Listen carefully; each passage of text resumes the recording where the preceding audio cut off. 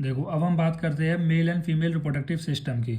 अब male and female reproductive system, आप जैसे नाम से इसका क्लियर हो रहा होगा, मतलब यहाँ पर मेल के जो कुछ रिप्रोडक्टिव सिस्टम होंगे, कुछ फीमेल के रिप्रोडक्टिव सिस्टम होंगे। ठीक है। अब जैसे देखो, सेल मिलके टिश्यू बनाती है, टिश्यू मिलके ऑर्गन बनाता है, ऑर्गन मिलके यहाँ पर सिस्टम बनाता है। उसी तरह रिप्रोडक्टिव के अंदर भी बहुत सारे ऑर्गन होते हैं जो एक सिस्टम बनाते हैं। ठीक है। तो इस तरह बनता है रिप्रोडक्टिव सिस्टम, यानी कि इसके अंदर बहुत सारे ऑर्गन्स आएंगे, बहुत सारे पार्ट्स आएंगे जो क्या करेंगे, हेल्प करेंगे रिप्रोडक्शन के अंदर। ठीक है। उन सभी को मिलाकर उन्होंने क्या बोल दिया, रिप्रोडक्टिव सिस्टम बना दिया है। मेल के अलग होंगे, फीमेल के अलग होंगे। जैसे हम बात करते हैं मेल की, तो मेल में आपने देखा होगा वास डिफरेंसा, एपिडर्मिस, ठीक है, रेटा टेस्टिस और सेमिनिकल वेसिकल, प्रोस्टेट ग्लैंड, तो ये सब चीज़ मिलके आती है। फिर हम बात करते हैं फीमेल के अंदर, तो फीमेल के अंदर आप जानते हैं फेलोपियन ट्यूब होता है, ठीक है, यूटेरस होता है, वेजाइना होता है, एक्सटर्नल जेनेटिया के अंदर आ जाते हैं, mons pubic, labia majora, labia minora. ठीक है। जैसे लैबिया जो मेजोरा होता है और लैबिया मिनोरा, इनमें कन्फ्यूजन होती है। देखो, लैबिया जो मेजोरा होता है वो हमारा फ्लैशली फोल्ड टिश्यू होता है, जैसे नाम से क्लियर, लैबिया मेजोरा इन जो मेजर वाला पार्ट है। ठीक है। तो मेजर वाला पार्ट क्या होगा, वो एक्सटर्नल होगा। जो लैबिया माइनोरा है, माइनोरा मतलब वो छोटा पार्ट है, वो मेजोरा के अंदर वाला पार्ट होता है। ठीक है। इतना हमें डिटेल में नहीं देखना है, अगर आपके सिलेबस में इतना डिटेल में होता है तो मैं आपको यहाँ पर इतने डिटेल में पढ़ाता। ठीक है। लेकिन मुझे इतना ही पढ़ाना है ताकि आपको यहाँ पर एग्जाम में अच्छे नंबर से आप पास हो जाओ। ठीक है। क्योंकि बहुत सारे बच्चे हैं, उनको केवल अपने सिलेबस से होता है कि जितना सिलेबस में हमें दिया होता है उतना ही हमको पढ़ना है। तो मैं यहाँ पर बिल्कुल आपको सिलेबस रिलेटेड ही वीडियो बनाऊंगा और ज़्यादा कोशिश नहीं करूँगा कि ज़्यादा एक्स्ट्रा मैं आपको बताऊँ, क्योंकि ज़्यादा एक्स्ट्रा के चक्कर में कुछ बच्चे कहते हैं कि सर ने बहुत ज़्यादा एक्स्ट्रा बता दिया है, वो हमारे सिलेबस में कहीं है ही नहीं, तो हम इतना पढ़े क्यों। ठीक है। जितना ज़रूरत होगा, जितना आपको आगे जाके भी काम आएगा, उतना मैं आपको लेके चलूँगा। ठीक है। तो चलिए स्टार्ट करते हैं। पहला जो हम रिप्रोडक्टिव सिस्टम देखेंगे वो फीमेल रिप्रोडक्टिव सिस्टम देखेंगे। देखो, फीमेल रिप्रोडक्टिव सिस्टम देखने का कारण भी है क्योंकि इंपॉर्टेंट है। अगर अगर फीमेल रिप्रोडक्टिव यानी मेल और फीमेल रिप्रोडक्टिव सिस्टम में से क्वेश्चन आता है तो 90% मान के चलिए फीमेल रिप्रोडक्टिव सिस्टम के अंदर से ही पूछा जाएगा। ठीक है। तो इसलिए हम सबसे पहले स्टार्ट करते हैं फीमेल रिप्रोडक्टिव सिस्टम। तो अब इस फीमेल रिप्रोडक्टिव सिस्टम के अंदर कुछ बात की गई है, कंप्राइज किया गया है कि इस फीमेल रिप्रोडक्टिव सिस्टम के अंदर एक हमारा प्राइमरी सेक्स ऑर्गन होता है। ठीक है। जैसे आपने देखा होगा ना कि primary sex organ, secondary sex organ, तो ये होते क्या है, मतलब ये ऐसे ऑर्गन होते हैं जो सेक्स में इन्वॉल्व होते हैं। ठीक है। जिनका रोल होता है। तो यहाँ पर जो प्राइमरी सेक्स ऑर्गन है वो क्या बताई गई, ओवेरी बताई गई। इसको प्राइमरी सेक्स ऑर्गन क्यों कहा गया है, क्योंकि जो ओवेरी है वो किसको रिलीज करती है, ओवम को रिलीज करती है। ठीक है। जब ओवम रिलीज होगा तभी तो जाके फर्टिलाइजेशन होगा, तभी तो जाके यहाँ पर और मतलब जो फोइटस है उसका डेवलपमेंट होगा।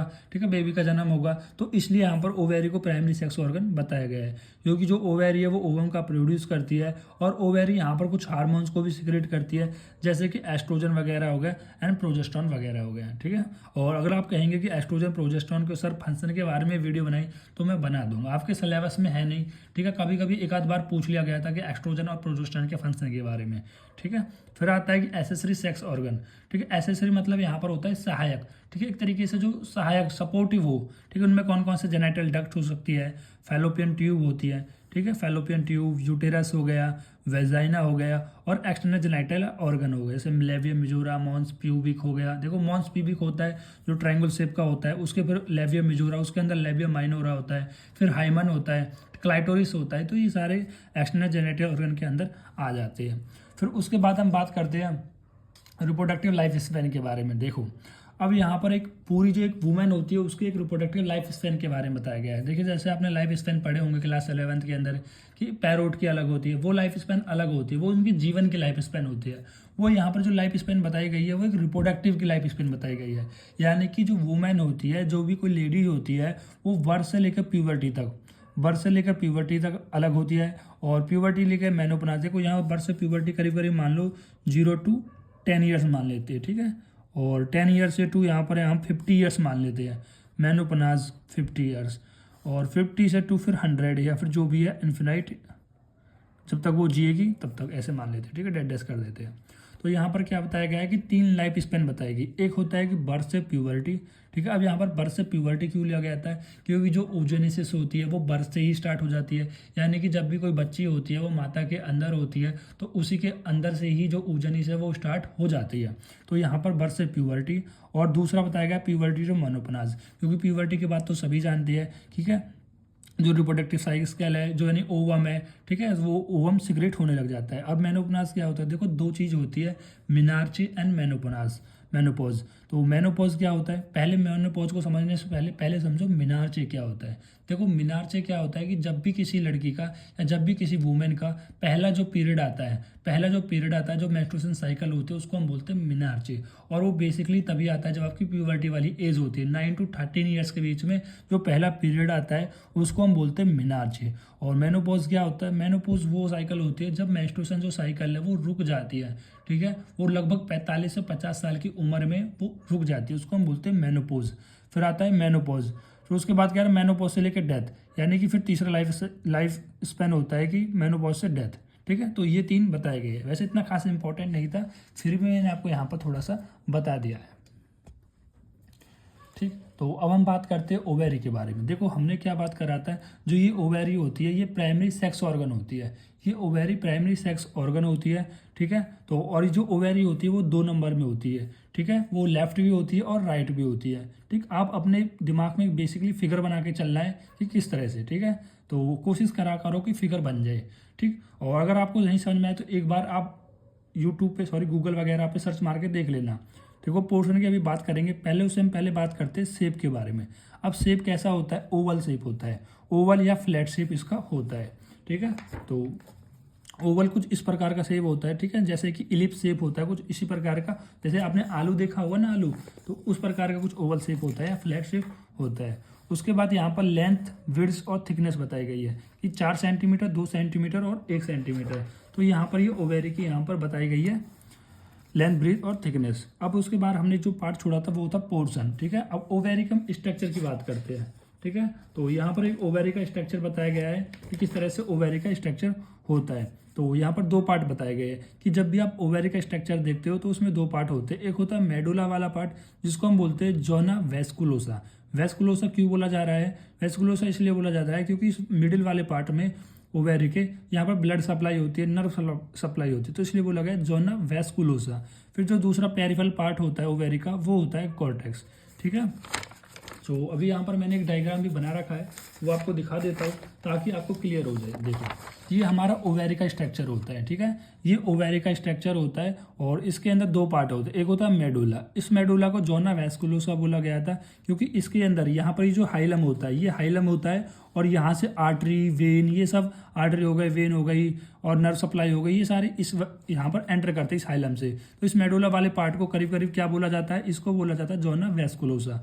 और ये मानो जोना वेस्कुलोसा होगा, इसका जो बाहर वाला पार्ट होता है, पेरीफेरी वाला पार्ट होता है, उसको हम बोलते हैं कॉर्टेक्स।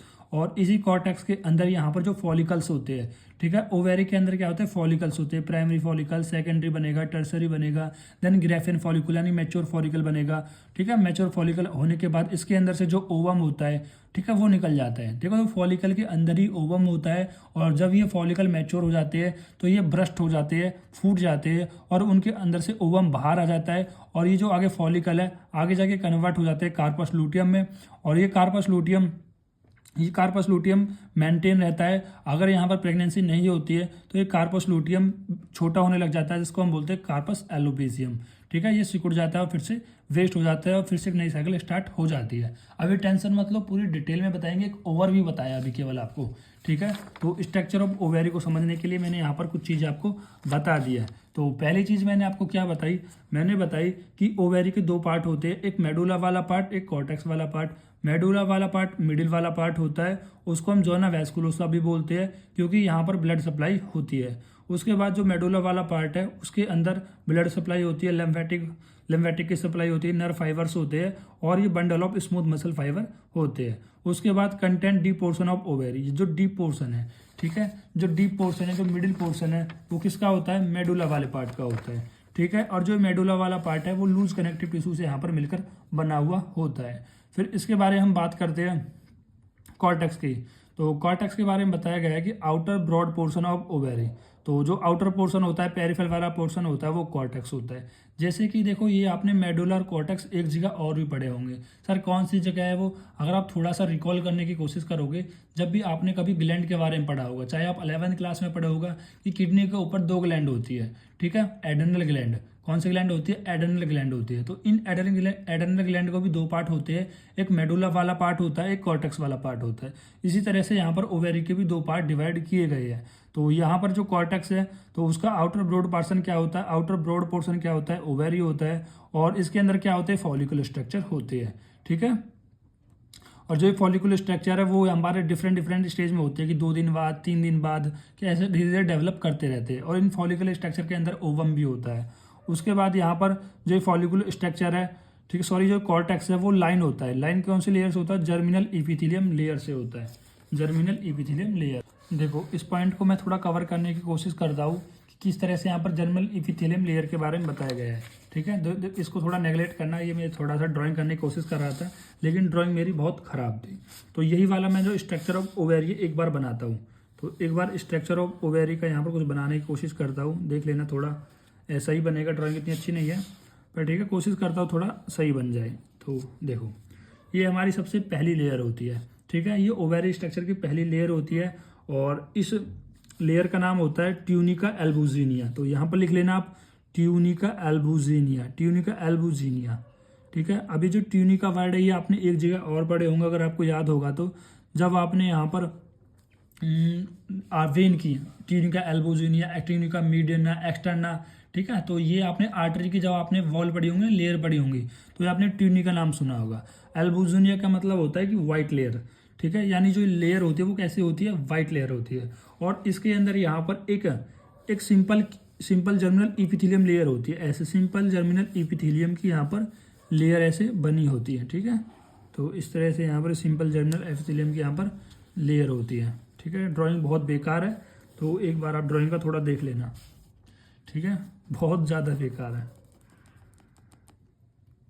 ठीक है। तो इस और उसके बाद यहाँ पर देखो पहली जो लेयर होती है वो होती है ट्यूनिका एल्बुजिनिया, और जो दूसरी लेयर होती है वो होती है हमारी जर्मिनल इपिथेलियम, जर्मिनल इपिथेलियम। क्योंकि मैंने आपको बताया था ये लाइन क्या लिख रही थी, जो कॉर्टेक्स वाला पार्ट है, यानी जो कॉर्टेक्स वाला पार्ट है, जैसे मान लो ये मेडुला है, इसका अंदर वाला पार्ट मेडुला है और इसका जो ये पार्ट अंदर का है, तो ये किससे लाइंड होगा? ये जर्मिनल इपिथेलियम से लाइंड होगा। और इस जर्मिनल इपिथेलियम के ऊपर एक और लेयर होती है, इस लेयर को हम बोलते हैं यहाँ पर विसरल पेरिटोनियम। देखो पेरिटोनियम के दो फोल्ड होते हैं, एक पैराइटल पेरिटोनियम, एक विसरल पेरिटोनियम। तो यहाँ पर ये कौन सी होती है? विसरल पेरिटोनियम होती है, ठीक है। कौन सी होती है? विसलम पेरिटोनियम होती है। और ये वाला जो स्पेस होता है इसको हम हाइलम बोलते हैं। और इसी के अंदर यहाँ पर हमारी जो ब्लड सप्लाई, नर्व सप्लाई, ये सारी चीज़ होती है। और इसके अंदर जो कॉर्टेक्स वाला पार्ट है, यहाँ पर फॉलिकल्स होते हैं। ये फॉलिकल डे बाई डे, भाई 28 डेज की मेंस्ट्रुएशन साइकिल होती है, तो यहाँ पर ये follicle day by day grow होते रहते हैं।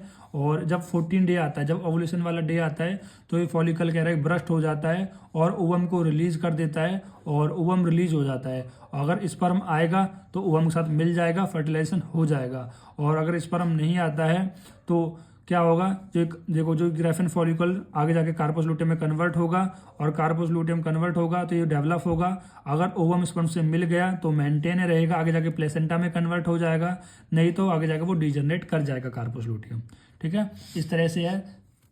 ड्राइंग बहुत बेकार है। और अगर मैं आपको यहाँ पर बुक वाला डायग्राम दिखाना चाहूँ तो आप देख सकते हो, ठीक है। तो अब दिख रहा होगा आपका सही।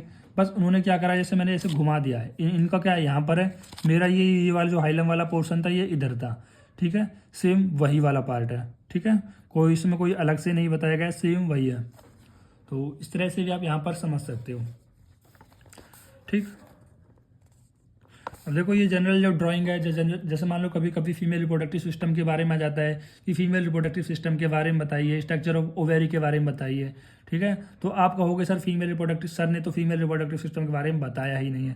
देखो ये बच्चों बहुत बेसिक चीज़ है, आपको पता होना चाहिए कि ये हमारा यूटेरस होता है, ये हमारा फैलोपियन ट्यूब होता है, इस फैलोपियन ट्यूब होता है, और इस फैलोपियन ट्यूब के अंदर यहाँ पर फिम्बरी होती है। इस फिम्बरी यहाँ पर ये किससे अटैच होती है? ये होती है हमारी ओवेरी, ठीक है। जो आपको दिख रही है, जैसे रहता है ओवल शेप होता है, इसकी 4 सेंटीमीटर लेंथ होती है, 2 सेंटीमीटर ब्रीथ होती है, 1 सेंटीमीटर थिकनेस होती है, ओवल शेप होती है, 2 होती है, लेफ्ट साइड होती है, राइट साइड होती है, ठीक है। ये ओवेरी लेफ्ट साइड भी है, राइट साइड भी है, ठीक। और इसका हम पोर्शन की बात कर रहे थे, तो ये जो पोर्शन है, इस पोर्शन को हमने यहाँ पर लाया है, ये पोर्शन निकाला, इस पोर्शन को हमने यहाँ पर लाए कि इसके अंदर मिडिल वाला पार्ट होता है और हमारा कॉर्टेक्स वाला पार्ट होता है। कॉर्टेक्स वाले पार्ट में फॉलिकल ग्रो करते हैं, मेडुला वाले पार्ट में जो हमारा मेडुला वाला पार्ट है उसमें हमारा नर्व सप्लाई, ब्लड सप्लाई, ये सब चीज़ यहाँ पर सप्लाई होती है। देखो ये हमारा कैसे डॉट डॉट से दिखा रखा है, ये वाला कौन सा है, मेडुला वाला पार्ट, और उसके बाद जो पार्ट बचा है वो कॉर्टेक्स वाला पार्ट होता है। फिर मैंने बताया इसकी जो लेयर होती है, जो कॉर्टेक्स की जो किसी